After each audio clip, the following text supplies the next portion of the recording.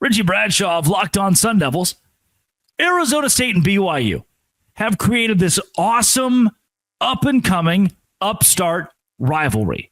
And a question you and I kicked around off the air via textual message was, who would you rather be next season? Sam Leavitt led Arizona State or Jake Retzlaff led BYU? Which of these programs is in a better spot to succeed in 2025, coming off of a very, very good, overachieving 2024? We'll go ahead and get this out of the way because I am obviously incredibly biased. And I will tell you that Arizona State is the program that I would like to be at this point in time. And I think that they are set up for future success and not just 2025 success. They just got a lot going on right now. And you look at the pool of talent that's on this team, and you've got NFL players that are on both sides of the football. Sam Leavitt, I just said, could be a first-round pick. Jordan Tyson could also be a first-round pick. He was one of the best receivers, in college football last year that no one talked about. He led the NCAA in receiving yards from week 8 to the end of the regular season. No one talked about it. They've got guys on the defensive side of the football that are really good. They've got their offensive coordinator, Marcus Arroyo, is already being talked about as a high-end head coaching candidate next year for college football for whatever positions may or may not be open. So ASU is in a great spot right now. But I do want to make sure that I play both sides of the coin here, play a little Sun Devil advocate, if you will, and acknowledge that BYU is in a really good spot because Kalani Sitake has done a phenomenal job building up a program that's been fine, bowl eligible more often than not. And they look like they're going to be one of the teams in the Big 12. Both ASU and BYU overachieved last year. ASU picked dead last in the Big 12. BYU outside the top 10, I'm pretty sure, from that media poll. And they finished top 3, top 4 in the conference. So they're setting themselves up for major success. And I love the NIL that's behind BYU too. Why, if we just in a vacuum, Arizona State guy likes Arizona State, likes the Big 12, right? We've already gone through this. Utah does not seem to be as on par or on board with the Big 12. Arizona State is, and Arizona State fans have been great to the conference. Why then do you feel? How then do you feel? Not an obligation, but an inkling to root for BYU, to root for UCF even, to root for Baylor, right? Is there something about the conference affiliation coming from the Pac-12, now defunct, that makes you want BYU to succeed in NIL or on the football field when not playing Arizona State? I don't know if I'd say I want them to succeed. I think we're getting right back to that heated rivalry that my grandparents enjoyed. But what I will tell you is one of the things that Pac-12 fans loved was hashtag back the pack, because a lot of people described the Pac-12 as sandlot football.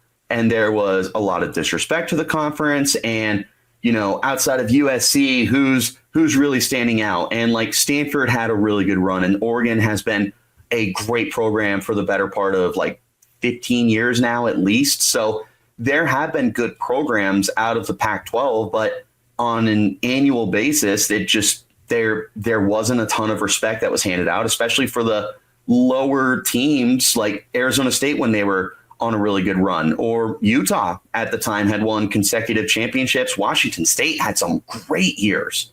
No one really talked about it. So we have that mentality as Arizona State fans of being disrespected, not just our program, but our conference, because ASU does really good in the Pac-12. Who cares? It's Pac-12. Sure. We get to the Big 12. We're all excited. We're finally, we're in a conference that gets respected.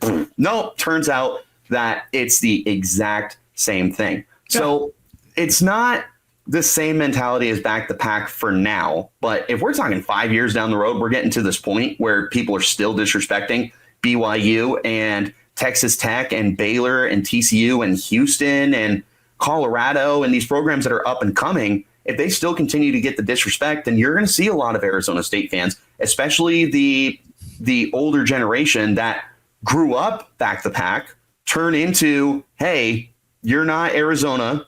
we are going to stand up and support you when we don't play you and in bowl season. So for BYU, if we get to that point, because we are creating a great rivalry with them, but you may see like the national perspective, BYU, Sandlot football, they're not that great. They're playing nobody. And then ASU fans will be like, do you not see the 3, 4, 5 ranked teams in the Big 12 right now? Do you not see all the success they're having, the NIL, the recruiting and everything? So you will start to build ASU fans that are used to backing up other teams in their conference that they may not even like. So if we get to that point, this fan base is already used to doing that. They will find a way to do that again. Arizona State considers themselves a top-end contender in the Big 12. BYU does as well. Texas Tech does. I think Colorado still sees themselves up there. Vegas has Utah at the same odds as anybody else to win the conference, and Iowa State and Kansas State are there as well. What sets Arizona State apart, not just from BYU, but the field in football in 2025? It's the continuity. It's the continuity that's not just on the roster, but the coaching staff. Everyone's back. Offensive coordinator Marcus Arroyo's back. Defensive coordinator Brian Ward is back. Your positional coaches are back. You're returning your starting quarterback, who was freshman All-American, or not All-American, freshman, whatever the award is for the country. Freshman, yes, yeah. Yeah, exactly. Great freshman. There you go. Jordan Tyson was all-conference for Big 12 at receiver. Cam Scadaboo's gone, yeah, and that's a huge blow. But they bring in Kanye Udo, who ran for 1,100 yards at Army. Kyson Brown is back. If you listen to Locked on Sun Devils, you know how much I love him. 4 or 5 starters are back on the offensive line. Your entire tight end room returns with even better players. The defense, I don't know that they lost any starters. They lost some big rotational guys like Shamari Simmons, but the roster is back.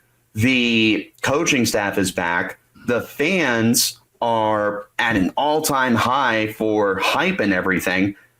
And the other thing to remember, Drake, they went undefeated at home last year. Yeah. That is very quietly turning into a great home field advantage. And Sun Devil Stadium, now Mountain America Stadium, has had the potential, but you're going to go into this season with one of the best home field advantages in the Big 12. So there's just a lot of stuff that's returning from last year that's also building momentum at the same time.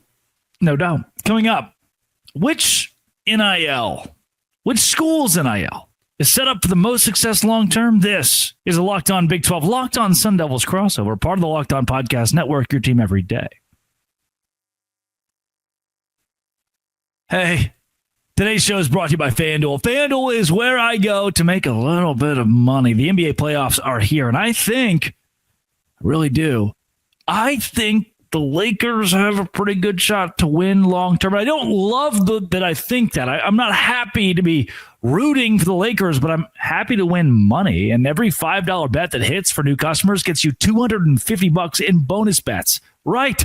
So I love how FanDuel makes betting easy. With the app, especially, get my money instantly. 3-pointer, steals, assists. They have so many ways to bet on your favorite player props, too. And live same-game prop bets to turn into same-game parlays give you the chance to win big. Do you want to root for the Lakers? Probably not. I don't know if I do. But I like money. And if you like money, FanDuel.com. Claim your $250 in bonus bets today. Don't miss out. FanDuel.com is the place to go. $250 in bonus bets if your first $5 bet hits at FanDuel.